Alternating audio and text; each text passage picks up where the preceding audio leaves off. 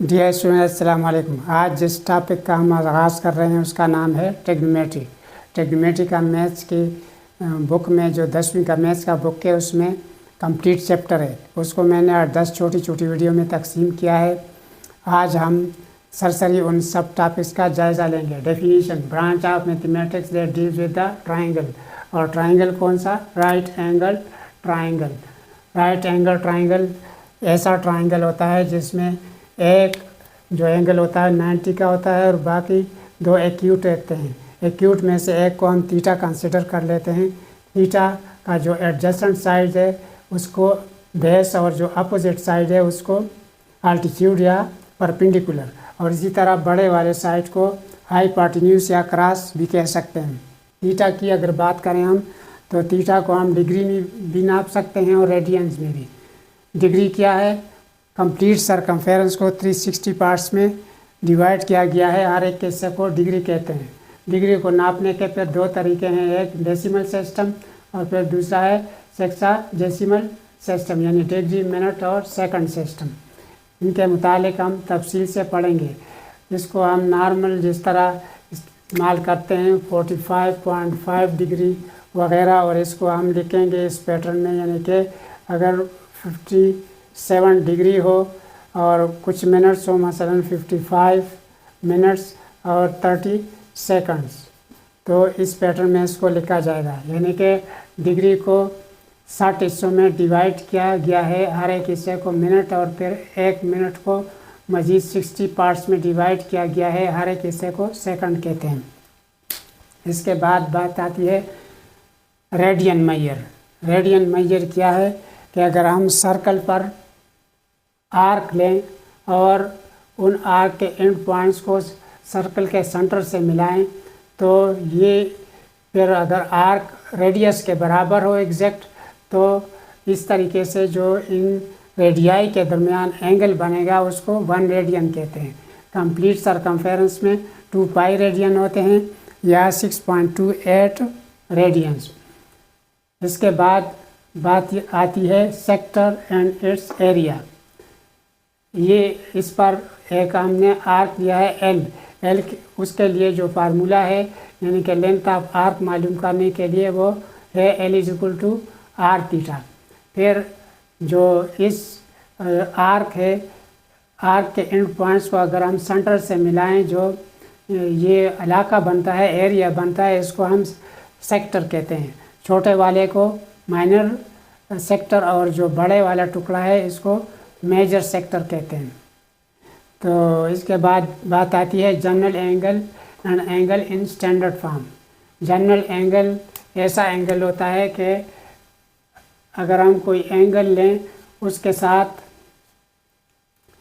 2 पाई या 360 ऐड करेंगे तो 360 या 2 पाई हमारे पास ही कंप्लीट सर्कल होता है।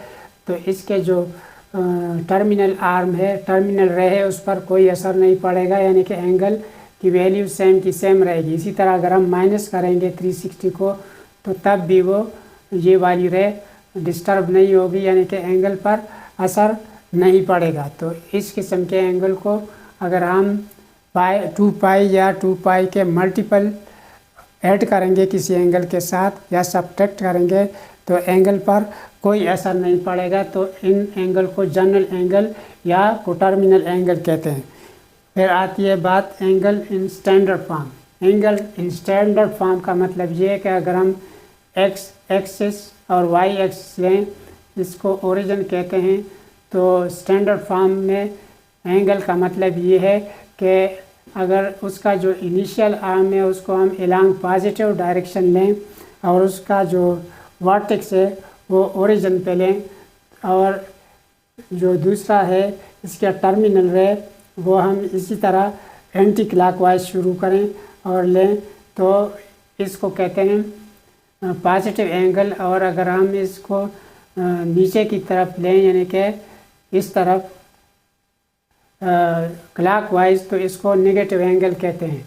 नेगेटिव एंगल और positive angle, anti clockwise positive angle और क्लॉकवाइज नेगेटिव एंगल होगी। फिर आती है बात ट्रिग्नोमेट्रिक रेशोज़ की।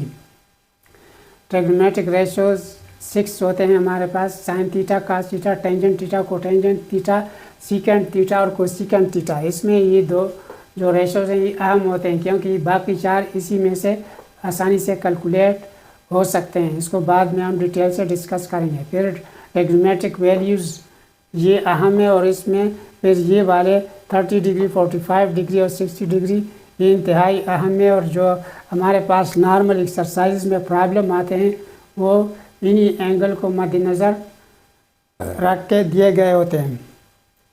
फिर आती है बात to find unknown ratios when one is given.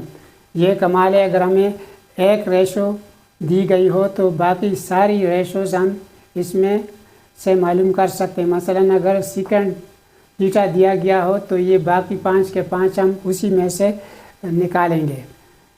फिर आता है result of important operations that is trigonometric identities, यानी कि साइन कास वगैरह को हम ऐड, सब्ट्रैक्ट या स्क्वायर करते हैं तो कुछ फार्मूले हमारे पास हासिल होते हैं, उनको हम ट्रिग्नोमेट्रिक आइडेंटिटीज़ कहते हैं। जिसमें से एक बहुत अहम आइडेंटिटी ये है, sine square theta plus cos square theta is equal to 1।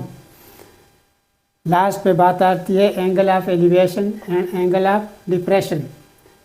Angle of elevation ऐसी एंगल होती है जो कि अगर हम किसी दरख्त या बिल्डिंग के टॉप को देखें तो आँख से एक रे अगर हम ग्राउंड के यानी ज़मीन के पैरेलल लें और दूसरा रे जो टॉप और आँख के उसको मिलाने से हासिल करें तो इस तरीके से जो एंगल बनेगा वो उसको एंगल ऑफ एलिवेशन कहेंगे।